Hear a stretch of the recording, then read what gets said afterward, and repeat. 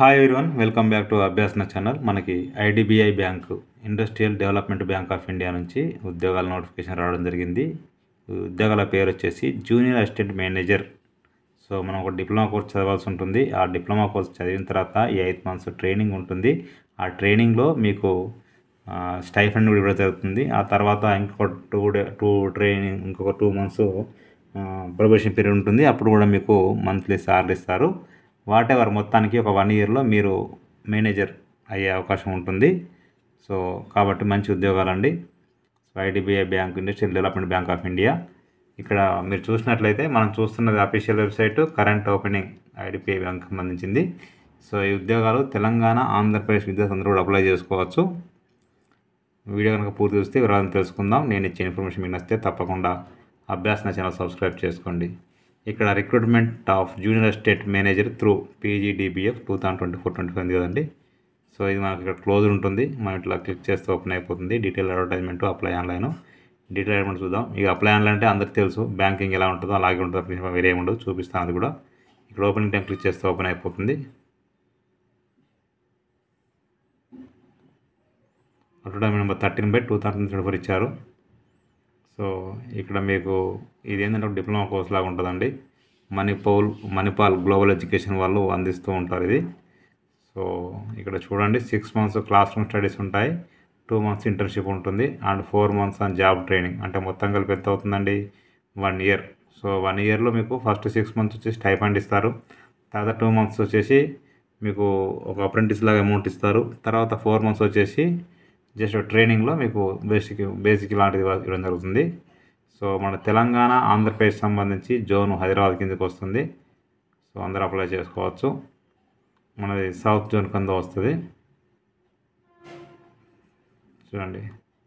తర్వాత ఇక్కడ మీరు చూసినట్టయితే ఇక్కడ ఏమి ఇచ్చారండి, ఏజ్ వచ్చేసి అంటే ఇది చేయడానికి మీకు క్వాలిఫికేషన్ ఎన్ని డిగ్రీ ఉంటే సరిపోతుంది. ఇక మినిమం ఏజ్ వచ్చేసి 20 years, మ్యాక్సిమం 25 అంటే తక్కువ ఉండాలి. అర్థమవుతుందా అండి?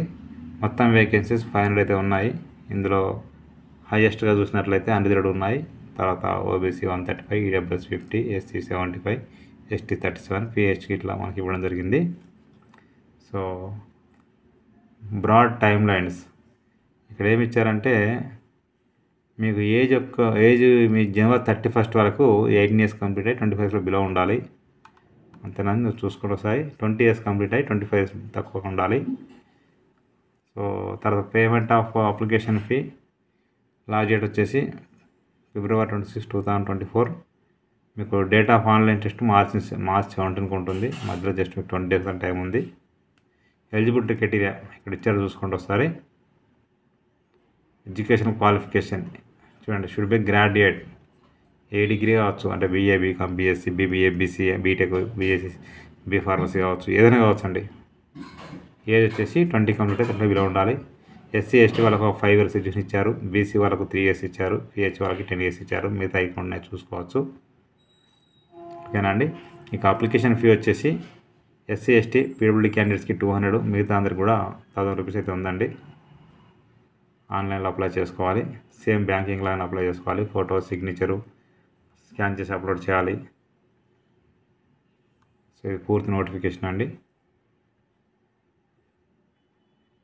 చూడండి, మీ యొక్క ఏజ్ 10th లేదా ఇంటర్ సర్టిఫికేట్ దానిపైన డేట్ ఆఫ్ బర్త్ని బట్టి వాళ్ళకి క్యాలిక్యులేషన్ చేయడం జరుగుతుంది.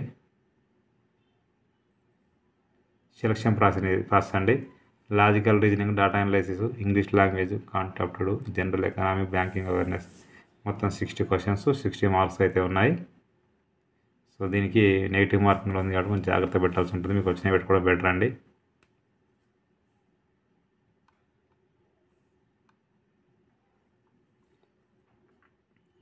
సో నోటిఫికేషన్లో అన్నీ కూడా క్లియర్ కట్ ఇవ్వడం జరిగింది. మీకు ఏమైనా డౌట్ ఉంటే వాళ్ళని ఫోన్ చేసి కూడా కనుక్కోవచ్చు అండి. ఇది పూర్తి నోటిఫికేషను.